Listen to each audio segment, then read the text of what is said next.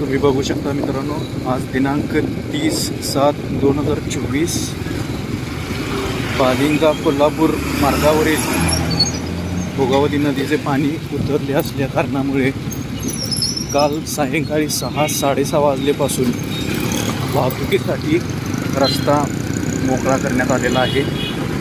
बघू शकता तुम्ही. त्यामुळे कोल्हापूरला जाण्यासाठी बालिंगा या मार्गावरील वाहतूक नेहमीप्रमाणे चालू झालेली आहे.